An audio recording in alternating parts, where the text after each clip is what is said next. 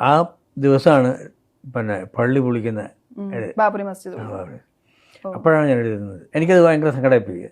സീതായനം എന്ന് ഞാൻ സാറിന്റെ പാട്ടില്ല ശ്രദ്ധിക്കുന്നത് ആ വാക്കേ. നമ്മള് രാമായണമാണല്ലോ. സീതയുടെ യാത്രയാണ് സീതായനം എന്നുള്ളത്. മറ്റേ വാത്സല്യത്തിൽ അലയും കാറ്റിൻ ഹൃദയം രാമായണം കേൾക്കാതെയായി, അത് കേൾക്കുമ്പോ ഒരു ഉള്ളിൽ വിങ്ങൽ വരും. അതെ, പൊന്മേനകൾ മിണ്ടാതെ. അത് ശരിക്ക് ആ കഥയിലുള്ളതാണ്.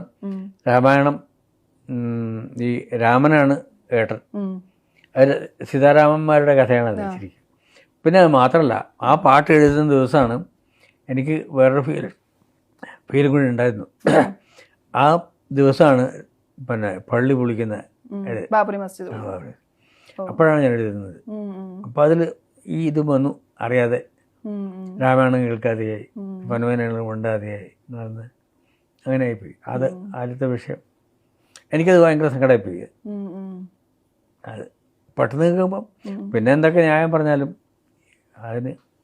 അത് ഒരു രാമന് പോലും സഹിക്കാൻ പറ്റാത്തതാണെന്നൊരു തോന്നലാണ് എനിക്കുണ്ടായത്. ഈ പള്ളിപ്പറമ്പിൽ കിടക്കാൻ രാമന് സങ്കടമൊക്കെ ഉണ്ടോ? എന്താണെങ്കിലും പള്ളി പൊളിച്ചതിൽ അന്നും സങ്കടമില്ല, ഇന്നും സങ്കടമില്ല, ഇനി ഒരു കാലത്തും സങ്കടമില്ലാത്ത ഒരു കൂട്ടം വാനിരപ്പടമുണ്ട് നമ്മുടെ രാജ്യം ഭരിച്ചുകൊണ്ടിരിക്കുന്നത്. അപ്പം ഇങ്ങനെയൊക്കെ തന്നെ ഉണ്ടാവും. നമ്പൂരിശ എന്ത് പറയാനാ.